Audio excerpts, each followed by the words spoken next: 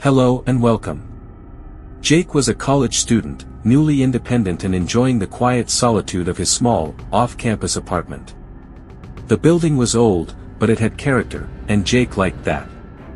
He relished the silence after hectic days filled with classes and social obligations. However, this silence would soon become a source of dread. One chilly autumn evening, Jake settled in to study for his upcoming exams. As the hours ticked by, the night grew darker and the apartment seemed to settle into an eerie stillness. Around 11 p.m., Jake started hearing faint, unfamiliar sounds coming from the living room.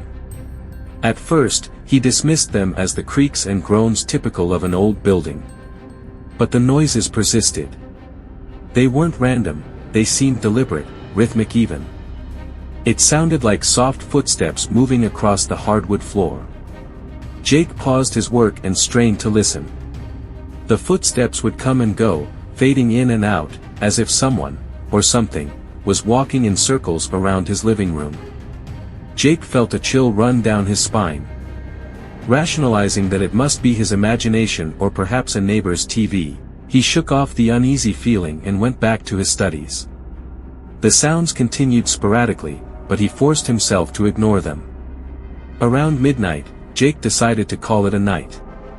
He brushed his teeth, turned off the lights, and climbed into bed. The room was pitch black, and the only sound was the hum of the refrigerator from the kitchen.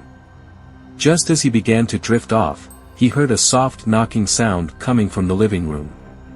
The knocks were faint, almost polite, but persistent. Jake's heart pounded in his chest. He grabbed his phone and used its flashlight to navigate through the darkness. He opened his bedroom door slowly and pointed the light into the living room. It was empty. No one was there. The knocking had stopped. Feeling a mix of relief and lingering fear, Jake returned to his bedroom. As he lay in bed, trying to calm his nerves, he suddenly heard the distinct sound of his bedroom door creaking open. His eyes shot open, and he froze, staring at the door. It was swinging open on its own, revealing the shadowy outline of the living room beyond. Jake's breath caught in his throat. He watched, paralyzed, as the door continued to open slowly, silently. The darkness seemed to seep into his room, bringing with it a heavy, oppressive presence. Then, from the void of the living room, a cold, chilling voice whispered, "Why don't you come out and play?" Terrified, Jake fumbled for his phone and turned on the flashlight again. He shone it towards the door, but there was nothing there, no figure, no movement. Just the empty, darkened living room. Gathering every ounce of courage, he got up and slammed the door shut, locking it this time. Jake sat on his bed, wide awake, his back against the wall. He didn't sleep that night. Instead, he sat in tense silence, listening for any further sounds. But the rest of the night passed quietly, without incident. The next morning, Jake hurriedly packed a bag and left the apartment.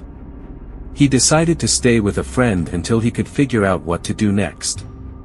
He returned to the apartment only during the day, never staying past sunset, always accompanied by a friend. Despite extensive research and even consulting with a paranormal investigator, Jake never discovered the source of the mysterious sounds and the sinister voice. He moved out as soon as his lease allowed, leaving the apartment, and its unseen visitor, behind.